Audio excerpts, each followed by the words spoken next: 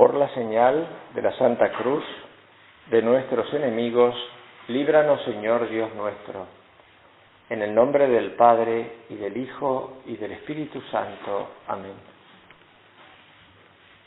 Señor mío y Dios mío, creo firmemente que estás aquí, que me ves, que me oyes. Te adoro con profunda reverencia. Te pido perdón de mis pecados y gracia para hacer con fruto este rato de oración. Madre mía Inmaculada, San José, mi Padre y Señor, Ángel de mi guarda, interceded por mí. Muchas cosas nos enseñó el Señor y en algunas nos insistió mucho a lo largo de toda su vida con su mismo ejemplo, y es la necesidad de que recemos mucho. Conviene rezar siempre y no desfallecer. Para seguir al Señor es necesario rezar siempre. No solamente las oraciones vocales, que son tan importantes en algunos momentos de nuestra vida, sino el diálogo con Jesús. Esa amistad, decíamos, en la que consiste la santidad, en hablar con confianza con el Señor. Jesucristo es Dios y cuando, sin embargo, estuvo en su paso por la tierra, quiso dejar bien claro de que hablaba con el Padre. Era obvio, pero sin embargo lo hacía, porque él y el Padre son la misma cosa. Sin embargo, hablaba con el Padre en voz alta para que lo escucharan sus discípulos. Y cuando les piden, porque se dan cuenta de la importancia de rezar, le piden: Señor, enséñanos a orar, Domine doce nos orare. Y el Señor les enseña el Padre Nuestro. Es una oración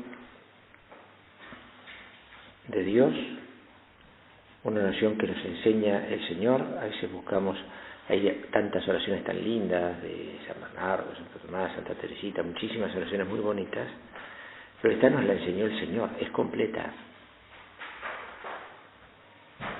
De hecho, a lo largo de todos estos 2000 años, muchos se han esforzado en predicar sobre el Padre Nuestro, y sobre todo en hacer oración sobre el Padre Nuestro.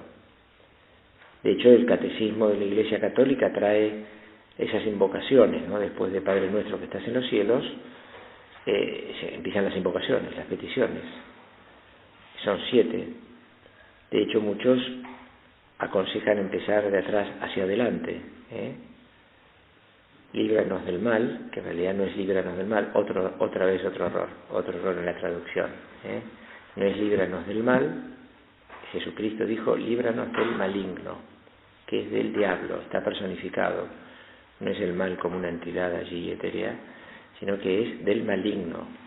Y lo que tenemos que pedirle es que nos libre del maligno, no del mal. O sea, porque a veces uno del mal le parece como si fuera una enfermedad, y no es eso. Es del maligno, de las tentaciones, de las cosas que nos apartan de la unión con Dios.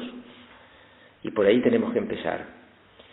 Y así empiezan casi todos los autores ascéticos al comentar el Padre Nuestro. Y tenemos nosotros también, en nuestra vida ascética, que meditar sobre el Padre Nuestro muchas veces, llevarlo a la oración, hablar con el Señor tratando de entender qué significa cada una de las partes. Duro cuando dice: perdona nuestras ofensas como nosotros perdonamos, como nosotros.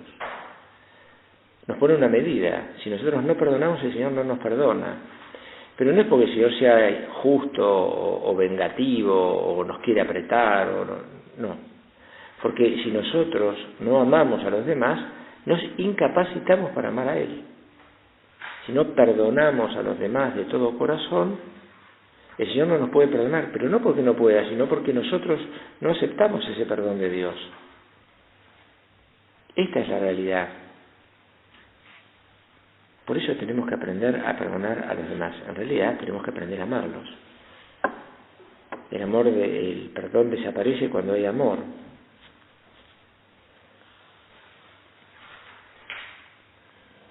Y el Señor, después de la última cena que veníamos comentando,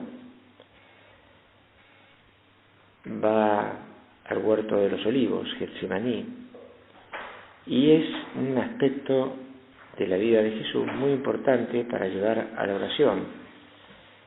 A mí me ayudó bastante cuando estaba en Roma, el último año que estuve en Roma, que había dejado mi trabajo profesional y estaba preparándome para la ordenación.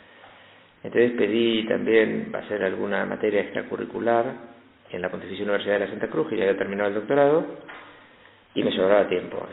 Y un día me avisa el rector, estaba en el colegio de la Santa Cruz, me dice: te llama el padre. Y entonces me presenté y me dice: ¿qué tal, Pedro? ¿Cómo estás? Muy bien, padre, ¿cómo andas? Y me dijo: mira, quería pedirte un favor. Le digo: bueno, pero esto es un favor personal, no tiene nada que ver la obra. Me llamó la atención. Y le digo: bueno, dígame. Entonces me dio dos agendas, me mostró dos agendas, una agenda negra y una agenda blanca. No tiene nada que ver el color, pero simplemente porque las acuerdo. Agendas diarias, de un día por página, por lo tanto tenían unas 180 páginas cada una, o sea, 180 hojas, 360 entre las dos, estoy haciendo cuentas. Y me dice: estas son algunas notas que he tomado que me gustaría si me las pudieras transcribir en una computadora, pasar a la computadora. Me dice: pero esto es una cosa mía personal, si no quieres hacerlo no hay ninguna... El prelado de la obra, ¿no? Bueno, digo: padre, pero por supuesto, me sobra tiempo, además me encanta. Bueno, entonces me puse a transcribirlo, La verdad es que era una delicia porque la letra es perfecta, el padre escribe perfecto. Y escribía en una agenda vieja, no escribía en un papel cuadriculado, troquelado, con las hojas para arrancar y poner una carpeta adecuada y ordenada, sino en una agenda de las que sobraban, viejas, y lo había hecho ese año. O sea, estamos hablando del 99, el 98. Y además escribía de un lado hasta el otro, solamente dejaba el margen libre, pero desde arriba hasta abajo. Usaba toda la página. Un ejemplo para mí, pues ya digo, primera cosa, un ejemplo. Después empecé, a medida que iba transcribiendo, me iba dando cuenta que cada hoja, o sea, cada dos páginas, tenían como una pequeña unidad, y dejaba el margen por si tenía que hacer alguna corrección. En las dos agendas había una sola o dos correcciones, no más, de redondear alguna cosa. Entonces me fui dando cuenta, y claro, me iba dando cuenta también de que eso no era algo que él anotaba, una nota que tomaba, sino que era fruto de su oración.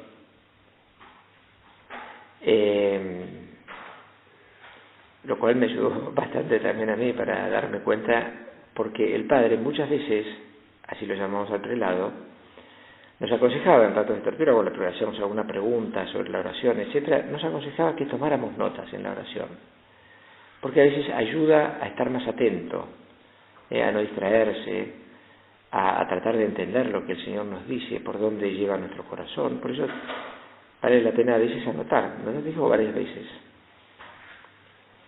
Bueno, resumidas cuentas, cada hoja era una media hora de oración, con lo cual había ahí 360 más o menos medias horas de oración, un año de ratos de oración de media hora por lo menos. Y ese libro, después eso se ve que el padre lo completó un poco y escribió el libro que se llama Getsemaní. Esas 360 ratos, o sea, a mí Getsemaní no lo puedo, intenté hacer la lectura espiritual con Getsemaní, no pude porque es de tanta densidad que pues es oración, ¿no? Pero lo que digo es que 360 ratos de oración sobre una escena de Jesús, Getsemaní. Bastante significativo. El huerto de los olivos. ¿Qué nos quiere enseñar el Señor? porque esta nos habla de todo, nos habla de la oración en primer lugar, ¿no? Su oración muy subida, y cómo el Señor se somete a la voluntad del Padre. Padre, si es posible, aparta de mí este cáliz, pero no se haga mi voluntad, sino la tuya. ¿Cuántas veces tendríamos nosotros que acostumbrarnos a decir estas palabras y que nos cuestan? A veces nos cueste un poco más, pero habitualmente no nos cuesta tanto. Pero si todos los días nos acostumbramos a decirle al Señor, hágase tu voluntad, en los momentos difíciles será más sencillo. Amar la voluntad de Dios, aunque cueste su cumplimiento, porque este es el único camino de la santidad, no hay otro. Amar la voluntad de Dios. No basta cumplir, hay que excederse por amor. Y lo dice, cuando el Señor está en Getsemaní, dice, al volver, prolixius orabat. O sea que al volver oraba más intensamente, ponía más medios en su oración. Ese deseo de excederse en el amor, de no decir, bueno, voy a hacer un rato de oración y una cabeceadita, uno se duerme, bueno, es que necesito descansar, una oración con una meditación profunda,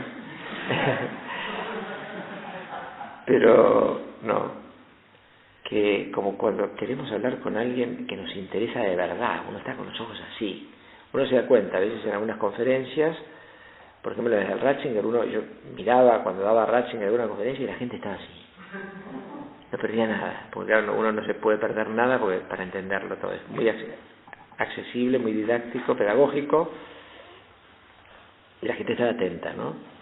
En cambio a veces uno se da cuenta, ¿no? Cuando uno que el predicador es medio plomo, la gente ¿no?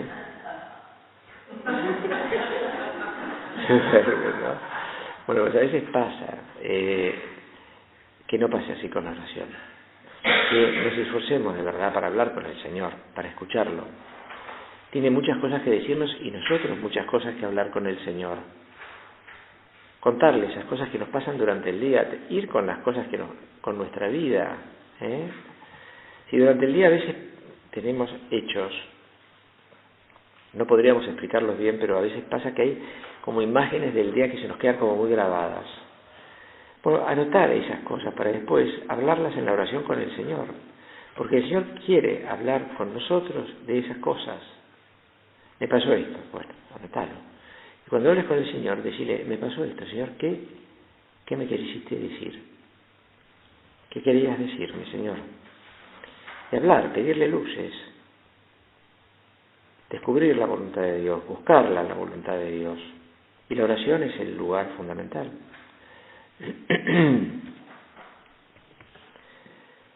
Después de la oración en el huerto, la negación de Pedro. Lo traicionan al Señor Judas y Pedro, los dos. Y los dos se arrepienten, pero uno se salva y el otro no. Uno acepta la misericordia de Dios y el otro no la acepta. Tenemos que aprender a sacar fuerza de nuestras mismas faltas, de nuestras mismas caídas, levantarnos, aprovecharlas, resolvernos.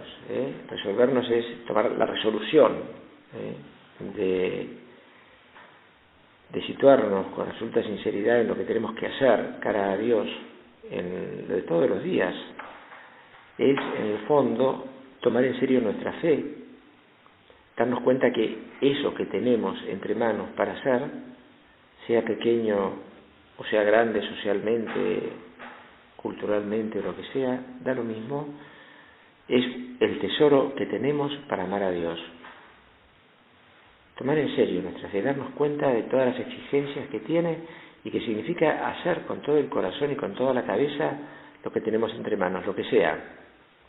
Desde colgar un cuadro hasta hacer espaguetis. Me pidieron en la receta, es muy fácil.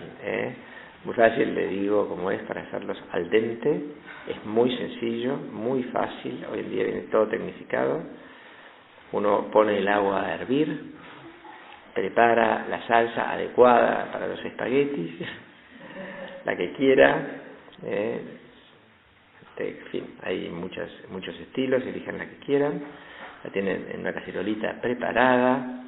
Y cuando el agua esté hirviendo, se fijan, calculan con los anillitos cuántos tiene que poner, cuántos espaguetis tiene que poner de acuerdo al número de personas. Y se fijan en los minutos que dice en el estuche. Pero eso no es suficiente. Eso no es suficiente. Si no sería ya demasiado sencillo. Si dice 7 minutos, por ejemplo, que a veces dice 7, a veces dice 8, depende, dejo de estar viendo, pone todos los espaguetis y pone el cronómetro. Y si dice 7 minutos, cuando llega a los 6 minutos, un minuto menos, uno los cuela 1 minuto antes. Entonces, una vez colados, le pone la salsa que preparó para esa ocasión y el último minuto, encima del fuego, lo da vuelta para que se impregne y se sirve. Entonces, espagueti al dente. Sencillísimo. Bueno, todo se puede hacer bien, todo. Los espaguetis, hasta atarse los cordones. Yo cuento lo de los cordones, me quedó muy grabado. Cuando estaba en primer año de Ciencias Políticas, invitamos a varios profesores que teníamos en la carrera para que nos dieran unas charlas, entre empanadas y vino, a los alumnos de varios años. Y acababa de volver de Roma Santiago de Estrada, padre, que era de la obra. Yo no sabía entonces que era de la obra, después me lo encontré. Y entonces estaba ahí, él sentado, estábamos un montón de gente, no había lugar, nos sentamos en el piso, yo me senté a los pies de él prácticamente. Y entonces, mientras la gente se sentaba, me miró y me dijo: tenés mal atados los cordones. Y dije: no puede ser. A un ingeniero no le pueden decir que tiene mal atados los cordones, porque uno los mide, y después se los ata. Entonces le pregunté: ¿por qué me dice que los tengo mal hechos? Y me dice: porque cuando vos te los atás, pasás la vuelta por arriba.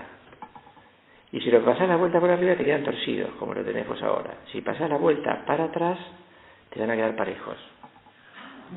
Entonces, cada vez que me hago los cordones, ahora ya para no complicarme la vida no uso cordones.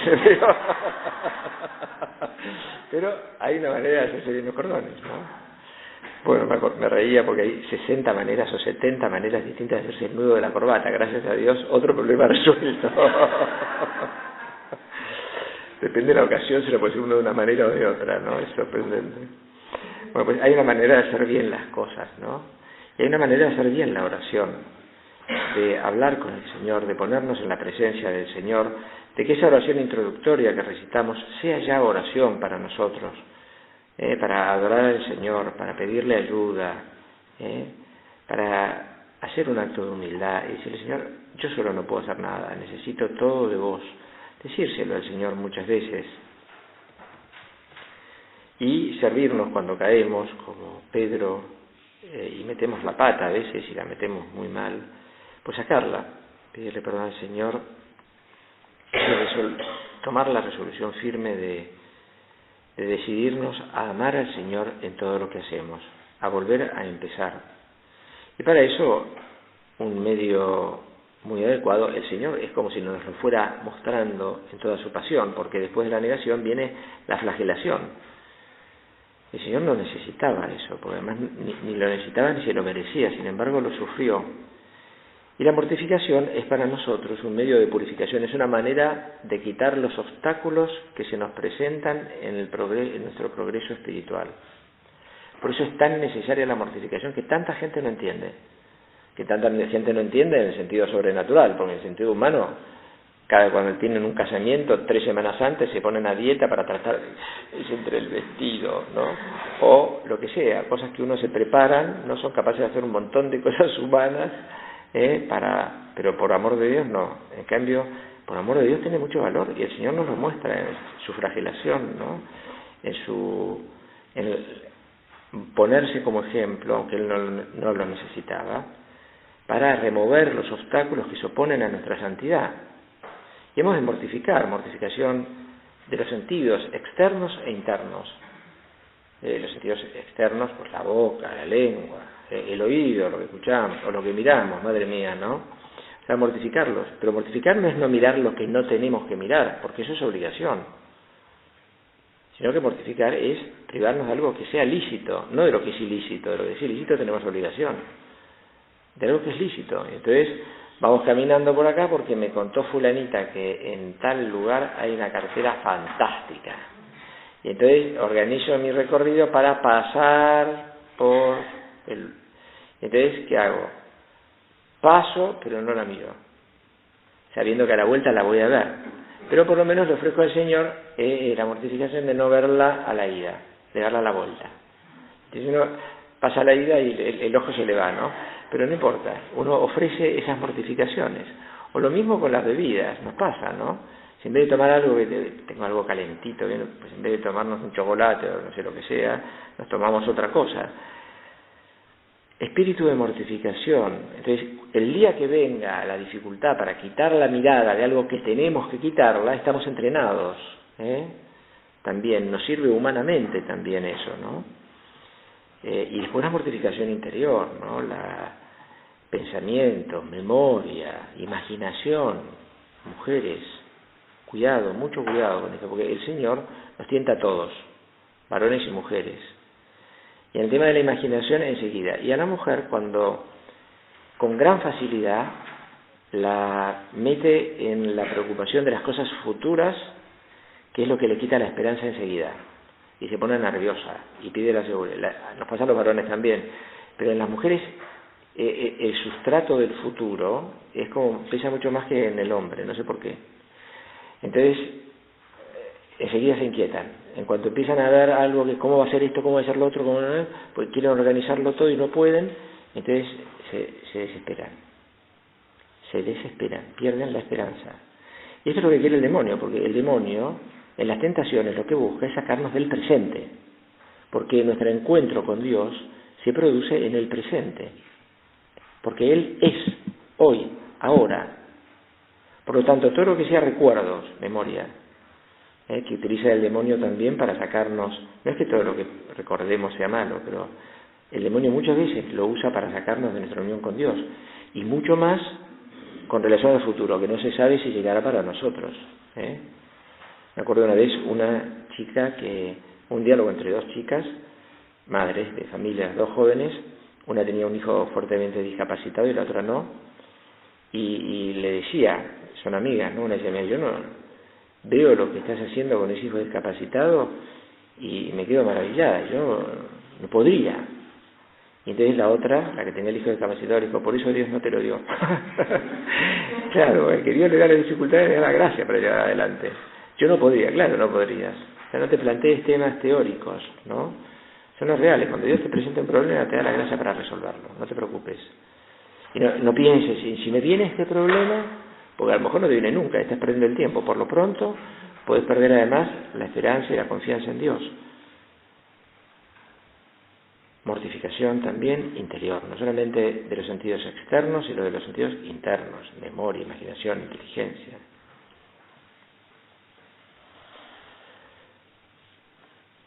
Después de la flagelación, lo cargan al Señor con la cruz. Esa cruz que ha de estar siempre presente en la vida del cristiano. Porque si somos verdaderamente hijos de Dios, tenemos que cargar con la cruz. Todos. Y la cruz duele cuando no la queremos llevar. Está clarísimo. Y además, la cruz nunca es suficientemente pesada, que no podemos llevarla. Mi yugo es suave y mi carga ligera. Siempre. Solamente la locura de la imaginación puede llevarnos a pensar de que el Señor nos exige demasiado. me pides muchísimo. Y no es verdad. Su yugo es suave, mi yugo es suave y mi carga es ligera. Venid a mí todos los que estáis cansados, et ego reficiam vos, y yo os consolaré, os aliviaré. Y añade el Señor, aprended de mí que soy manso y humilde de corazón. Mansedumbre y humildad. Otra vez salió. Y sale muchísimas veces, porque no somos mansos, porque nos resistimos. Y no nos damos cuenta que la mansedumbre, se acordarán que la manera positiva de plantear el mandamiento del amor son las bienaventuranzas, que vale la pena profundizarlas, que a veces no son suficientemente profundizadas. Leerlas, estudiarlas. Hay un libro que se llama Las Bienaventuranzas, de Chevreau, Georges Chevreau, un libro bastante antiguo, del siglo pasado, pero muy bueno, que nos habla de las bienaventuranzas. Y una de ellas es: bienaventurados los mansos, porque poseerán la tierra. El concepto de mansedumbre parece totalmente contrario al de poseer la tierra. No dice, manso, un manso que posee la tierra. Si acaso son los agresivos, los violentos, los que poseen. Fíjense en la Argentina. Fíjense en la Argentina. No, no es así. ¿Qué es? ¿Cuál es la realidad? La realidad es que poseer la tierra la poseen los mansos. ¿Por qué? Porque son los únicos que se poseen a sí mismos. El manso es el que es dueño de sí mismo. Y por lo tanto es la condición necesaria para poseer la tierra. Si uno no es dueño de sí mismo, no sabe ser dueño de las cosas, de las cosas creadas. Aprended de mí que soy manso y humilde de corazón. Y el Señor es el dueño de todas las cosas, ¿no? Poseer la tierra. Cargar con la cruz. Disponernos a llevar la cruz. Cuando hablaba con una de ustedes también, esa experiencia de la cruz, que muchas veces uno no quiere llevarlas. Y no nos damos cuenta de que nada hace sufrir tanto como el querer quitar el dolor. Cuando uno quiere quitar todo el dolor es cuando más sufre. En cambio, cuando uno se dispone a sufrirlo, por supuesto, hay medicamentos o lo que sea, hay que usarlos, ¿no? Y nada duele tanto cuando uno le dan una inyección como ponerse duro, ¿no? Si uno se pone duro, le duele mucho más la inyección, ¿no? Pues es lo mismo. Querer cargar con la cruz. Disponernos a cargar con la cruz. Si la cruz pesa demasiado, no es nuestra, o nos la creamos fruto de la imaginación, no es real. No es real. Nos puede pesar, nos puede pesar muchísimo, pero no es real. Entonces tenemos que verlo en la presencia del Señor y pedirle que nos ayude y estar dispuestos a cargar, porque la vida esta en la tierra pasa por el dolor. No lo podemos evitar. Es más, el dolor es parte necesaria para ganarnos el cielo y tenemos que aprovecharlo. Si nos lo tratamos de sacudir de encima, mal negocio hacemos, porque nos duele más, nos cuesta más y no nos lo sacamos. Tenemos que encontrarle ese sentido al dolor, ese sentido que el Señor nos muestra cuando Él no solamente carga con la cruz, sino que muere en la cruz. San José María escribía todos los años, al empezar el año, en el calendario litúrgico, donde están anotadas todas las celebraciones, etcétera, las misas, la liturgia de las horas, etcétera, de cada día, escribía: in Letitia nulla dies sine cruce. Con alegría, ningún día sin cruz. Porque la cruz es señal de la elección de Cristo, de que estamos siendo otros Cristos, de que el Señor nos ama. Cuando la cruz es más grande, es señal de que el Señor nos da más gracias y nos confía más, nos identifica más con Él. Estoy tratando de acordarme de una poesía que le gustaba a San José María, muy sencilla.